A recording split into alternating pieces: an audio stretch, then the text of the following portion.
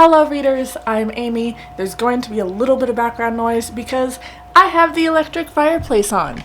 Also, we have our cuteness himself, who is curled up in his favorite spot on the rocking chair, and I totally moved the entire camera and screwed this up a little bit, but that's fine. Hi, welcome. We are here for another book review. Another for me because I've been filming a lot of book reviews lately, but I don't actually know when this is going up, so maybe it's the first book review of my December 12 days of Vlogmas thing, or maybe it's the last book review. I don't know, but we're filming. Yay! We are going to talk about Cackle by Rachel Harrison. This is a fairly new author for me.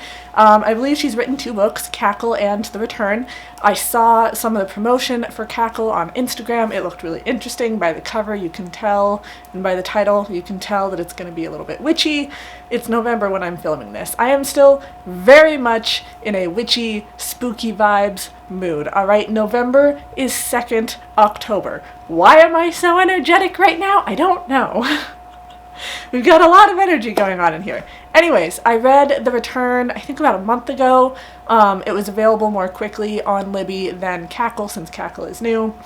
Read The Return, really enjoyed it. It was very slow, but not like too slow. It's kind of a vampire-esque story. Got a little bit of a skeptic main character. I liked that. Also, I'm really focused on skeptic main characters right now because I have a friend who loves skeptic main characters, and I'm trying to find some good book recommendations for them. So if you have some skeptical main characters and you think that I or my friend should read the books that feature them, please leave them in the comments down below. I am on the hunt.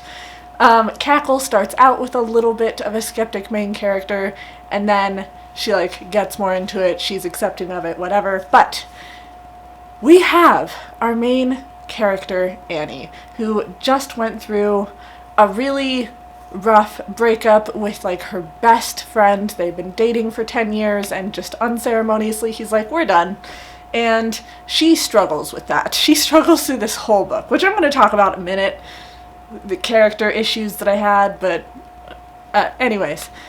So she moves to a new town. She moves out of New York into this new town. She's renting the space above, this top floor apartment in this 2-floor house. She hasn't met the owner of the house yet because the owner's a photographer. They're out on a bunch of trips. They're gone at the moment, but they left the key. You can get in. Cool.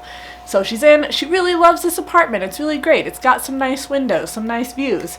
And she goes out on the town, and it's this really cute little place. Pretty small. Everyone knows each other. She's actually teaching at a school that is 30 minutes away in a larger city, but she's liking this town that she's in. You know, you got that one coffee shop that she gets her coffee at every single day. You've got the farmer's market that she goes to every Saturday, and here she meets Sophie. Sophie is this gorgeous woman.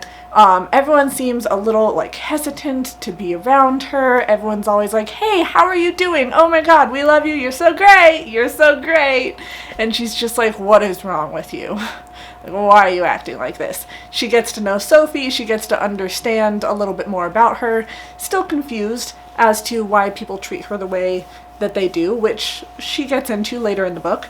But, characters. Okay, Sophie, I really liked her. She's very interesting. She is very much her own person. She knows what she likes, she knows what she's got going on, she just wants a friend. She doesn't have any friends, for reasons which you will learn. I won't spoil it here, but I think it's pretty obvious what we learn about her character.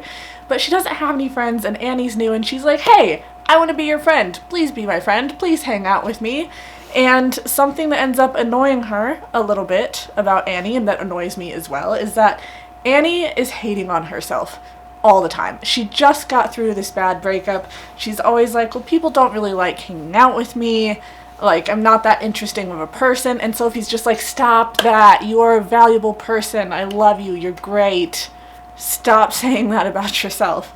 And as we get to know both characters a little more, I think Sophie kind of feeds into this, which is its own thing. But Annie drinks a lot. She kind of becomes a low-level alcoholic throughout this whole book. She's getting drunk on wine every night in front of the TV. She's always texting her ex-boyfriend because her ex-boyfriend was her best friend.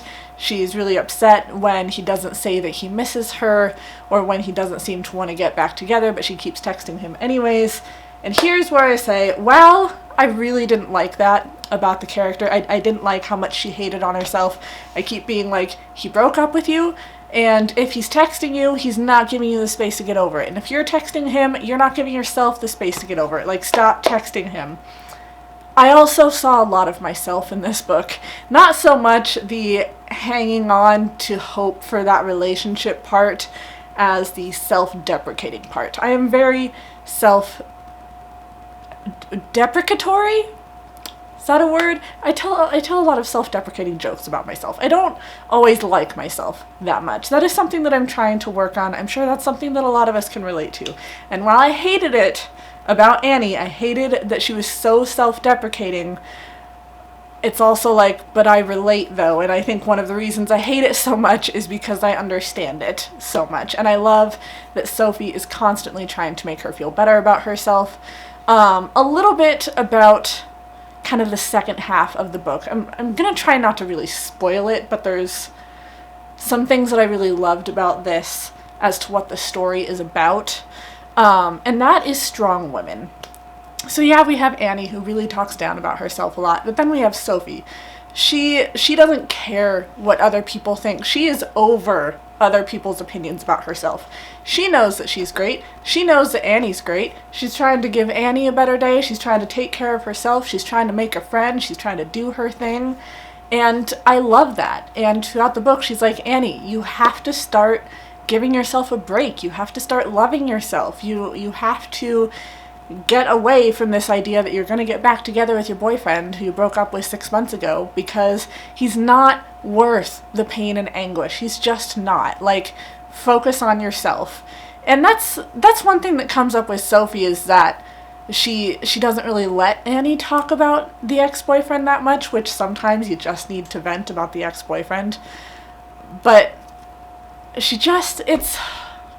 don't know. I really enjoyed this book. This book was just so much about strong women. And there's this lesson throughout the book where you look at these people in the town who don't like Sophie, who are suspicious of her, who don't understand her intentions, or who have the wrong idea about her intentions.